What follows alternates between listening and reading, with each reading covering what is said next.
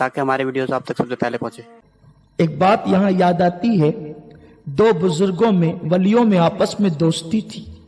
ایک بزرگ مالدار تھے، دوسرے توکل پر زندگی گزار رہے تھے۔ ان کے گھر کا کھانا اس بزرگ کی کٹیا میں پہنچتا تھا۔ ایک دن بزرگ نے روزانہ کے معمول کی طرح اپنے خادم کو کھانا دیا، کہا بیٹے لے جاؤ، وہ جو اللہ والے میرے دوست ہیں وہاں کھانا پہنچا دو۔ یہ کھانا لے کر کے چلے، واپس لوٹے، حضرت جس پل سے گزر کر کے جاتا تھا باڑھ آئی ہے، پل ٹوٹ گیا، کوئی کشتی نہیں، کیسے جاؤں؟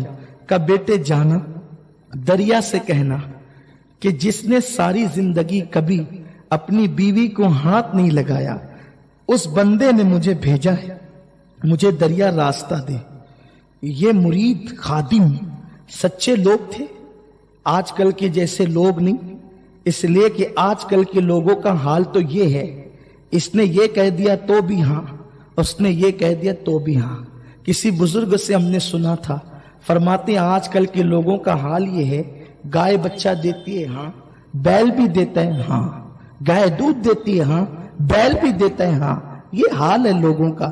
ہاں میں ہاں ملاؤ، اللہ کی رضا نہیں، حق گوئی نہیں، بس جیسا ماحول ویسے گاؤ، یہ حال ہو گیا ہے۔ اس لیے ایمان بھی کیا ایمان رہا، جس کی محفل میں گئے کسی نے تقریر کی حضور کو علم غیب ہے، ہاں ہے، نعرے اس پہ بھی لگ گئے، کسی نے کہا کہ نہیں ہے تو اس پہ بھی نعرے لگ گئے کہ نہیں ہے۔ یہ لوگوں کا حال ہے، جیسا دیس ویسا بھیس۔ ارے نادان، ایمان اس کا نام نہیں، ایمان تو نام اس کا ہے کہ انگارے پر لٹایا جائے، جو عقیدہ ہے ببانگ دہل اس کا اعلان کیا جائے۔ کیا تم نے بلال سے نہیں سیکھا؟ کیا تم نے جناب خبیب سے نہیں سیکھا؟ یہ وہ صحابہ ہیں کہ جن کو انگاروں پر لٹایا جاتا اور اسلام کے خلاف ان کی زبان سے بولیاں بلوانے کی کوشش کی جاتی، ان کی چربی سے انگارے کجلا جاتے، لیکن یہ حق کے سوا کچھ نہیں کہتے۔ جب تک مسلمان اس طرح کا مومن تھا کہ وہ ہمیشہ اللہ کی رضا کی بولی بولتا تھا،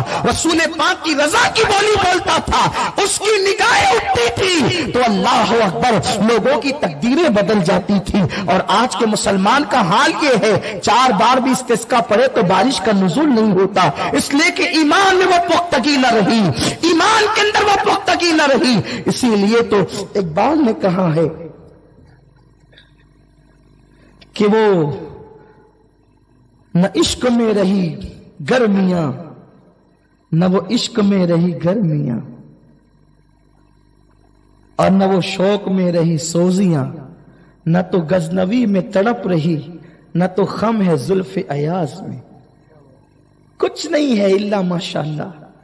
اب وہ جو تھے وہ قبروں میں سو رہے ہیں، جن کے عشق میں گرمیاں تھی، جس کے شوق میں شوخیاں تھی، سوز تھا، جہاں تڑپ تھی، جہاں دل کی گہرائیاں تھی، وہ بندے اب قبروں میں آرام کر رہے ہیں۔ اب اگر ان میں ڈھونڈنا بھی ہے تو آپ انگلیوں پہ گن سکتے ہیں۔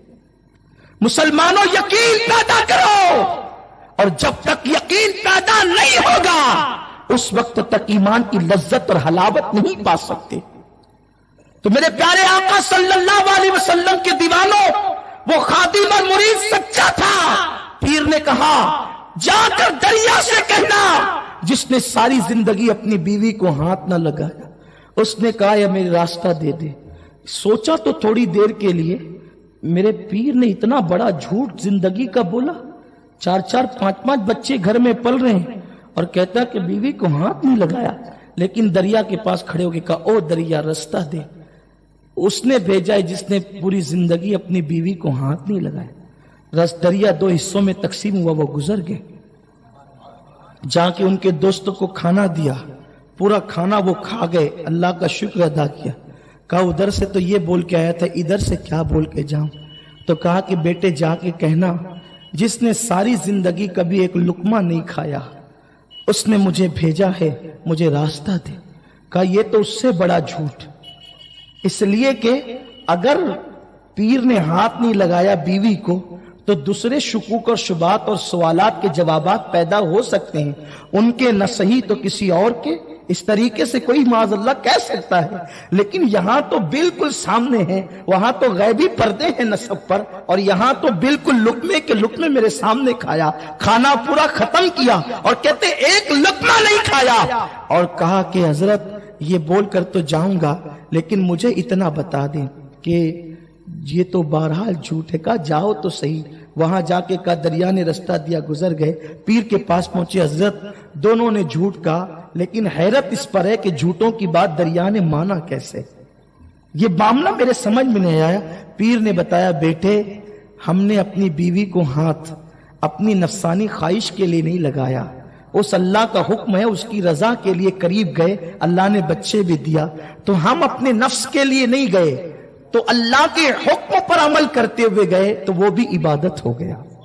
اور اس نے جو کہا کہ ایک لقمہ نہیں کھایا، تم کھاتے ہو پیٹ بھرنے کے لیے اور نفس کی تسکین کے لیے، اور وہ اللہ والا کھاتا ہے مولا کے حکم پر عمل کرنے کے لیے کہ کھاؤں گا جسم میں طاقت پیدا ہوگی تو اللہ کی عبادت کروں گا، تو تیرا کھانا کھانا ہے، اس کا کھانا بھی اللہ کی عبادت ہے۔ تو اللہ کی رضا کے لیے جو بھی کام کیا جائے وہ عبادت ہے، اور جو اللہ کی رضا کے لیے نہ کیا جائے تو نماز بھی پھر تجارت ہے۔